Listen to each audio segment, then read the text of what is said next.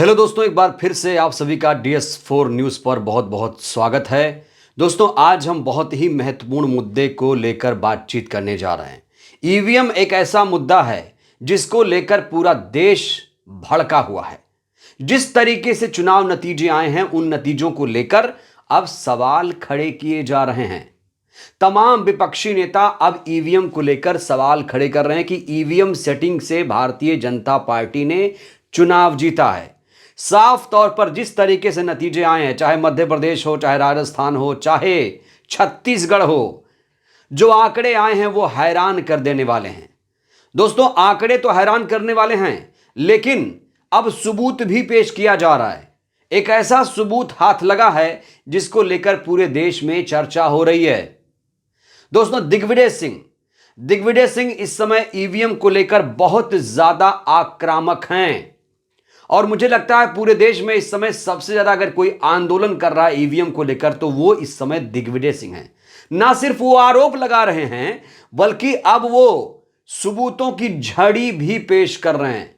चुनाव आयोग जिस तरीके से गहरी नींद में सो रहा है, उसे वो जगाने की, झकझोरने की कोशिश कर रहे हैं। एक बात और दोस्तों, जैसे ही ईवीएम का मुद्दा आता है, भारतीय जनता पार्टी के लोग बौखला जाते हैं, बिलबिला उठते हैं और एक बार फिर से ईवीएम सेटिंग से कहा जा रहा है कि बीजेपी ने चुनाव जीता है। और दोस्तों, जो सबूत सामने आए हैं उससे पूरा देश हैरान है। सबसे पहले मैं सबूत देना चाहूंगा, जो आरोप कांग्रेस पार्टी के द्वारा लगाए गए हैं। क्या कहा गया है दोस्तों, मैं आपको यहां बताना चाहता हूं। दोस्तों, यहां दिग्विजय सिंह ने दो सबूत दिया है। एक तो बैलेट पेपर और ईवीएम को लेकर जो घालमेल हुआ है उसको लेकर, साथ ही साथ एक ऐसा आरोप लगाया गया है, एक ऐसा सनसनीखेज खुलासा किया है जिसको लेकर पूरे देश में इस समय ईवीएम सेटिंग पर चर्चा हो रही है। दोस्तों, मध्य प्रदेश की बात करें तो मध्य प्रदेश में एक विधानसभा सीट है खाचरौद नागदा। यहां के बारे में कहा जा रहा है कि यहां पर एक पोस्ट 1 दिसंबर को किया गया था। 1 दिसंबर को ही एक पोस्ट करके कहा गया था कि भारतीय जनता पार्टी को 93,000 वोट मिलेंगे, कांग्रेस पार्टी को 77,000 वोट मिलेंगे और कुल वोट करीब करीब 2 लाख यहां पर गिरेंगे। 1 दिसंबर की बात, 1 दिसंबर को दोस्तों यह पोस्ट किया जाता है। साफ तौर पर यहां आप देख सकते हैं, यह पोस्ट 1 दिसंबर को किया गया और जब नतीजे 3 दिसंबर को आए तो हूबहू वैसा ही हुआ। दोस्तों, यह कितना बड़ा सबूत है, यह कितना बड़ा सबूत है कि भारतीय जनता पार्टी के लोग पहले ही रिजल्ट डिक्लेयर कर देते हैं कि हमें इतने वोट मिलेंगे, मैं इस सीट पर इतने वोट से जीत रहा हूं। अब चुनाव आयोग को क्या चाहिए? क्या इस सीट पर दोबारा चुनाव होगा? क्या चुनाव रद्द होंगे? क्या मध्य प्रदेश, छत्तीसगढ़, राजस्थान में जिस तरीके से ईवीएम का घोटाला का आरोप लगाया जा रहा है, क्या इन राज्यों में दोबारा से चुनाव होंगे? यह बहुत बड़ा सवाल है। दोस्तों, इतना ही नहीं, बैलेट पेपर और ईवीएम को लेकर भी बहुत बड़ा खुलासा दिग्विजय जी ने किया है। उन्होंने कहा है कि 230 विधानसभा सीटों पर रिसर्च करके कहा है कि बैलेट में कांग्रेस पार्टी जीत रही है, ईवीएम से हार रही है। यानी जहां जहां बैलेट पेपर से चुनाव हुए हैं वहां पर कांग्रेस पार्टी की जीत हुई है। अब दोस्तों, आप ही समझिए, जो मतदाता होता है, चाहे घर बैठकर वोट डाले, चाहे वो मतदान केंद्र पर जाए, क्या उसकी सोच क्या बदल जाएगी? बैलेट पेपर में जहां जहां मान लीजिए कि 1000 बैलेट वोट्स हैं तो उसमें 700 वोट कांग्रेस पार्टी को मिल रहे हैं और 300 वोट, करीब करीब 250 वोट भारतीय जनता पार्टी को। ऐसे एक पूरी लिस्ट सौंपी गई है दिग्विजय जी के द्वारा। तो ये क्या घोटाला नहीं है? क्या ईवीएम को लेकर यह घोटाला नहीं माना जाएगा कि ईवीएम से आप जीत रहे हैं, बैलेट पेपर में हार रहे हैं? और दोस्तों, एक चीज और आपको याद दिलाना चाहूंगा, ईवीएम वीवीपैट का मसला भी कुछ ऐसा ही है। ईवीएम वीवीपैट को लेकर भी दिग्विजय जी ने सवाल खड़े किया है, वो मैं आपको आगे बताऊंगा। लेकिन ईवीएम वीवीपैट का मसला भी ऐसे ही है।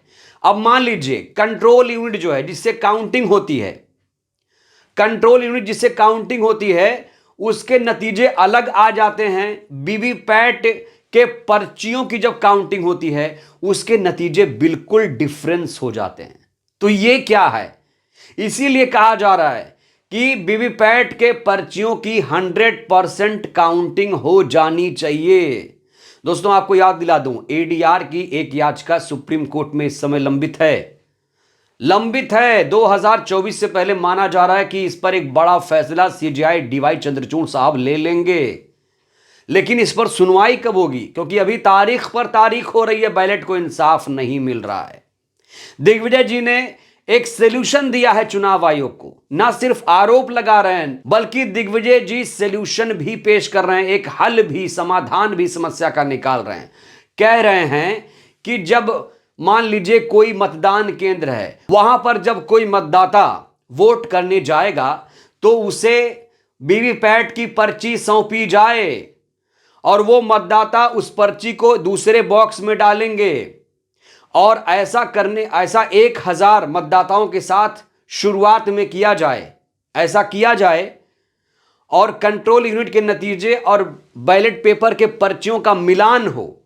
अगर कंट्रोल यूनिट के नतीजे और वीवीपैट के पर्चियों के नतीजे अगर समान हो जाते हैं तो वोटिंग ठीक तरीके से हो रही है। अगर दोनों में असमानता आ जाती है मतलब की दिक्कत है। दोस्तों कई बार ये आरोप लगे कि बटन कहीं दबाओ, भारतीय जनता पार्टी को वोट चला जाता है। ये आरोप सिर्फ विपक्ष के लोगों ने नहीं, ये आरोप तो खुद बीजेपी के सांसद, जी हां, निजामाबाद, हैदराबाद में एक निजामाबाद लोकसभा क्षेत्र है, वहां से सांसद डी अरविंद ने कहा था आप ईवीएम में कोई भी बटन दबाइए, भारतीय जनता पार्टी को ही वोट जाएगा। ये दोस्तों क्या है?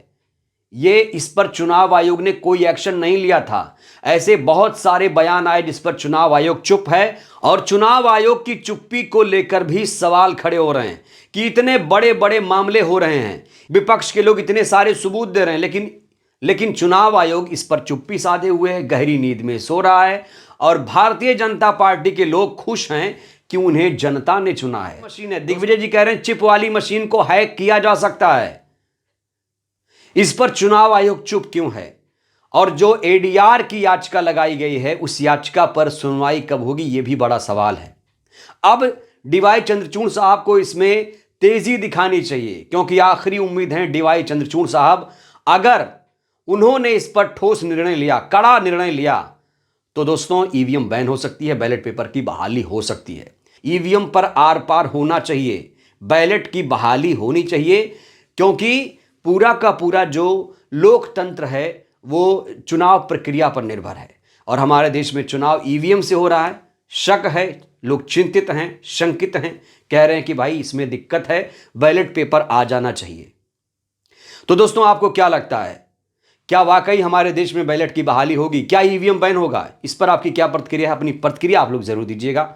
वीडियो को लाइक करिए, चैनल को सब्सक्राइब करिए, सहयोग करिए। शुक्रिया।